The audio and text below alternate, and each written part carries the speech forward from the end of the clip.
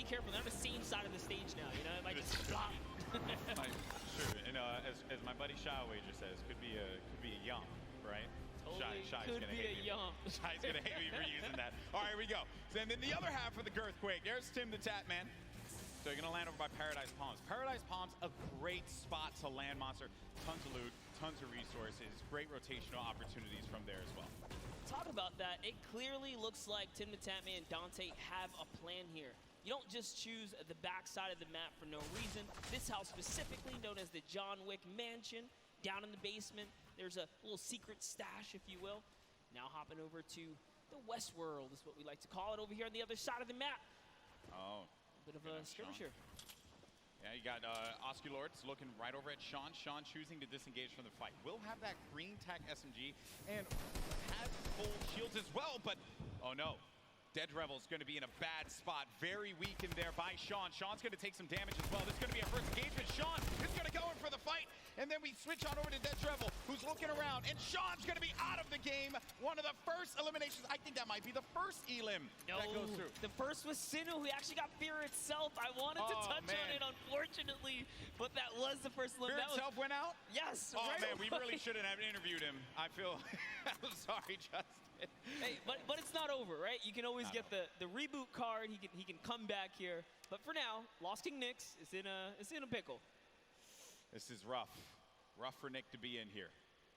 Now we're going to make our way to Ninja and Marshmallow, who this is another great spot to chill by. You get a ton of loot at the Lazy Lagoon.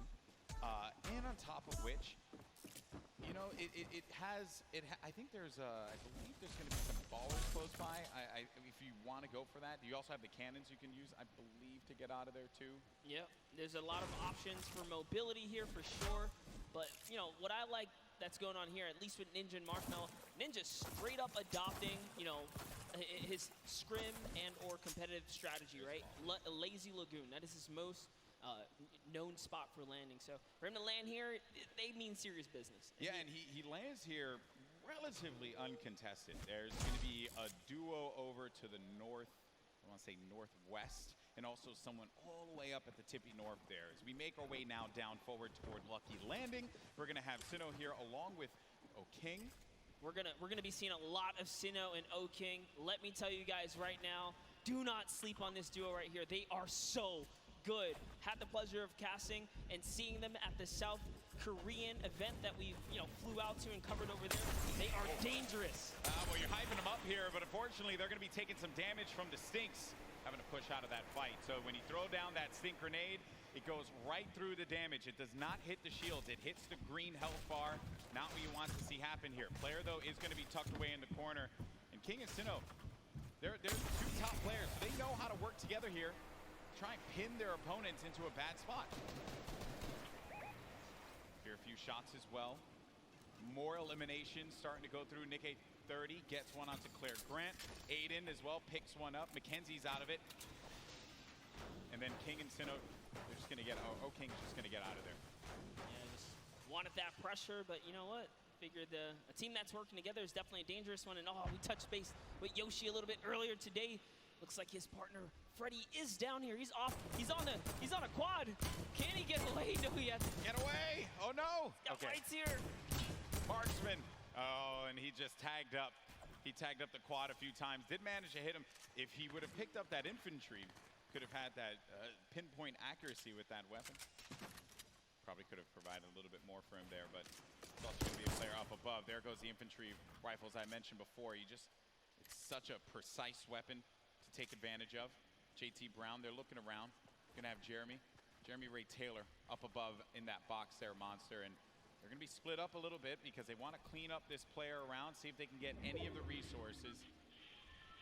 And they did convert it right there, and a little nifty trick Marksman used there, pulling out his pickaxe to reset his reticule so that his crosshair kind of tightens up just to make sure he can be as accurate as possible.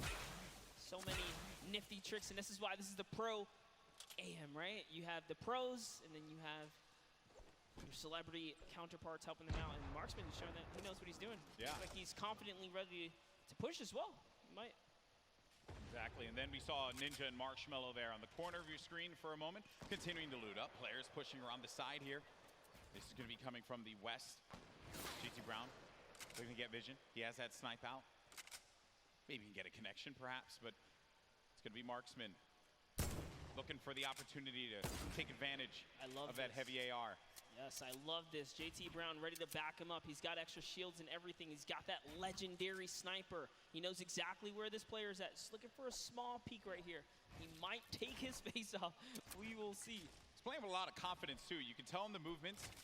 JT Brown has played in multiple, I think he's played in every single Pro-Am that we've had. So no stranger here to this big stage. And then they're not really going to go for that fight. There wasn't really much of a reason for them to try and push in for that fight, Monster. That player did have that natural high ground. If JT Brown would have gotten the connection with the snipe, that would have been great. But you got to think about this, the storm, as it pushes on in. Now these players, you're going to take a little bit of damage here. But you have a lot of bodies scattered around. Junk Junction, Polar Peak, Happy Hamlet, even Lucky Landing. There's a lot of players that are going to be on the outside, but this circle is going to be pushing in, centered more toward Dusty Divot. So you're going to have that big circle around here. You're ticking for 1 damage per second as well. You got to start to make moves quickly. Yeah, Slogo Man does not want to play around here. He does not have anything to heal with in this moment. He has a glider redeploy. I mean, he can use it to get away, but with that one person trailing behind him, that was that Bai También. You did better. I didn't even try to. Hey, it's a little bit of Spanish right there, but hopping over to Ewok and Jordan Fisher. You got the accent. You got the capability. I respect it. I can pull it. I know you can. All right. So Ewok and Jordan Fisher. This duo at the summer block party. Ewok hunted Jordan Fisher down. Enemies have become friends here.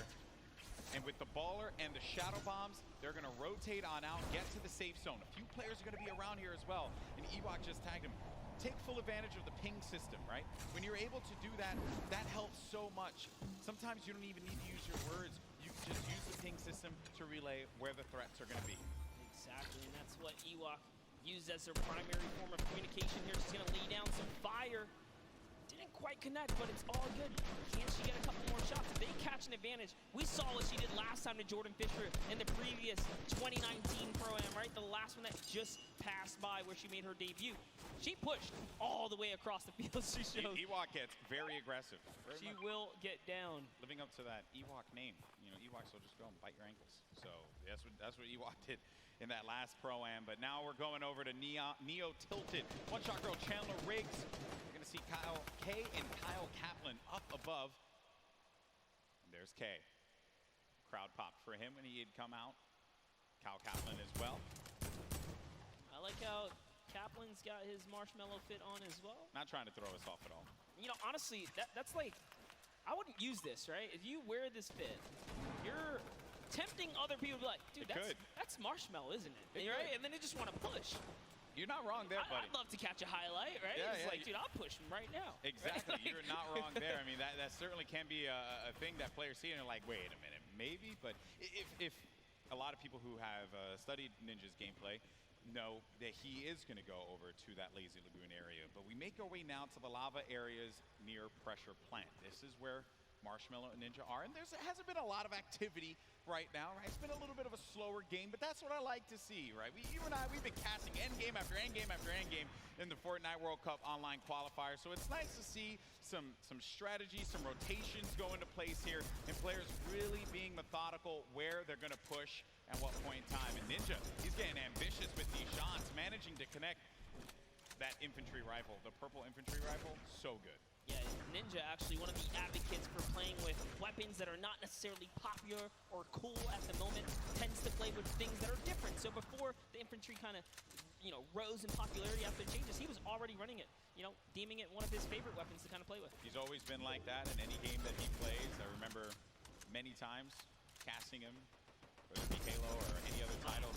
He always goes for the road less traveled and does a lot of damage there with that infantry rifle. Look at these players as they fly about through the jet streams. Myth on the other side as well. With this duo there. It's got to be. Oh no, Tim the Tatman. No, ooh. Tim, no, Tim. And he landed extra quickly.